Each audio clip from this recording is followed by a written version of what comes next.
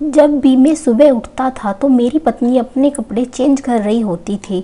मैंने पत्नी से पूछा कि कपड़े क्यों चेंज करती हो, तो कहती है कि आपको गलतफहमी हुई है, मैं जो कपड़े रात को पहनती हूँ वही है।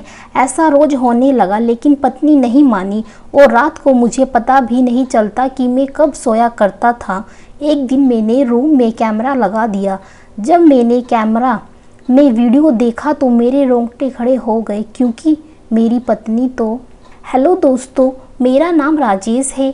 मेरी एक छोटी सी दुकान थी। मैं लोगों के यहाँ मैकेनिक जैसे कि सामान ठीक करता था। मेरी उम्र 28 साल हो गई थी। अब तक मेरी शादी नहीं हुई थी और अब मैं शादी करना चाहता था। मेरे मम्मी पापा नहीं थे और मैं सिर्फ एक लौता ही था, इसलिए कोई शादी करवाने वाला भी नहीं था। मेरे एक बहुत अच्छे मामा थे जो माँ की जगह थे। उन्होंने मेरे लिए एक लड़की तलाश कर रखी थी। मैंने भी मामा को कह दिया कि ठीक है और मैं तैयार हो गया। मेरी पत्नी का नाम वर्षा था। वो बहुत ही ज़्यादा खूबसूरत थी। शादी के बाद 2-4 दिन गुजर गए, लेकिन उसके बाद एक दिन मैंने देखा कि रात को मेरी पत्नी ने कोई और कपड़े पहने थे और सुबह कोई और, लेकिन मुझे याद नहीं था कि उसने कपड़े किस टाइम बदले और क्यों बदले।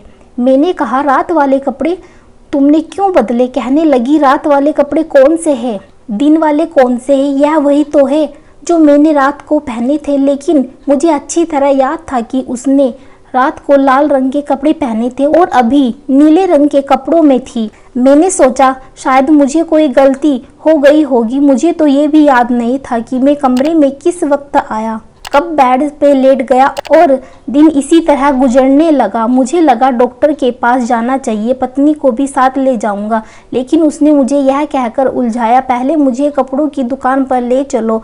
इतने में डॉक्टर का टाइम गुजर गया। मैंने कहा, चलो कोई बात नहीं है, अगले हफ्ते चले जाएंगे। एक दिन मैंने अपनी पत्नी को एक काले रंग के सूट में देखा।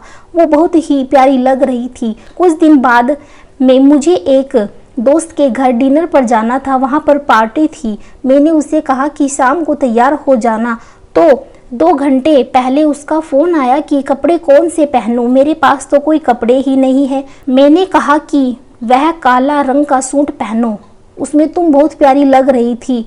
मेरी पत्नी बड़ी खूबसूरत लग रही थी। सब लोग उसके बारे में अच्छी अच्छी बातें कर रहे थे। पार्टी का खाना भी शुरू होने वाला था, लेकिन थोड़ी देर बाद किसी औरत के चिल्लाने की आवाज़ आई। जब वहां देखा तो मेरे तो होश ही उड़ गए कि मेरी पत्नी ने मेरे दोस्त की पत्नी को सर में कांच की बोतल उठा के दे मारी थी। मैंने अपने दोस्त की पत्नी की मदद करने की कोशिश की, लेकिन मेरे दोस्त ने कहा कि दफ़ा हो जाओ यहाँ से। मैंने कहा, यह तुमने क्यों किया?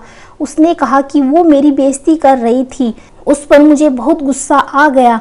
मैंने कहा, तुम्हें गुस्सा आता है तो तुम लोगों के साथ ऐसा करती हो?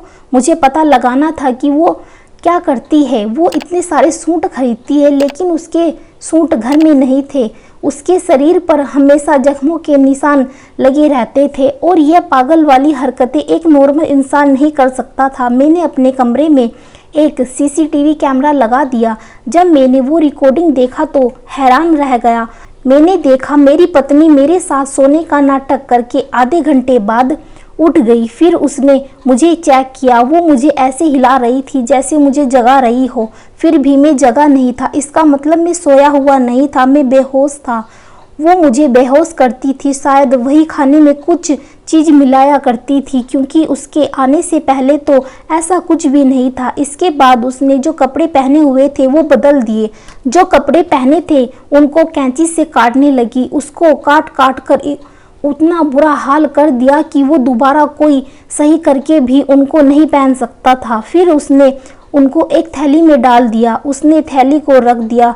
वीडियो में नजर आ रहा था, कभी इधर उधर जाती, कभी आईने में खुद को देखती, कभी हंसती और फिर आकर सो जाती। यह नज़ारा देखकर तो मेरी रूह कांपने लगी। मैं सीधा सुबह सुबह उठकर उसके घर वालों के पास गया। उनको थोड़ी बहुत वीडियो भी दिखाई, सब कुछ बता दिया। उन्होंने कहा, हमारी बेटी को दिमाग की बीमारी है।